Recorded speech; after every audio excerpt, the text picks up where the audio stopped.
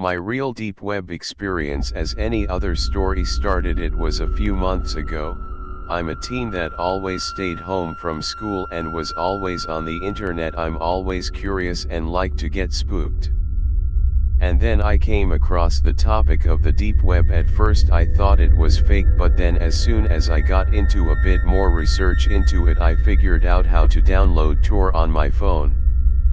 I looked into the dangers and risks, but I figured I like to take risks, so I clicked from link to link on the hidden wiki, Daniel's links, etc. Found the casual stuff like drugs and weapons. I tried my best to avoid the CP and anything related to that. I found random sites that were forums about people talking about fantasy and random stories. Then at the end of the day I decided to stop and go to sleep. So then the next day when I got home from school I got this call from a random number, and so I answered it anyway in case it's an important call, and it was silenced for about 5 seconds. I usually hang up the phone at this point, but I kept listening and then I heard mumbling/whispering.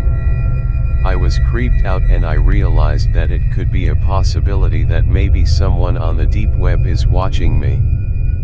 I thought to myself, maybe this is a warning. I decided to stop because anyway for now. Later in few months passed and I was wanting to get back on the dark web and see what new sites are up.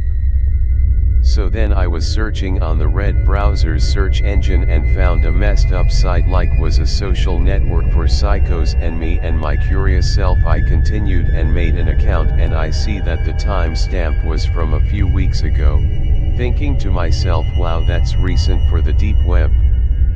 I continued to these posts on this site. People talking about their crave for CP and gore.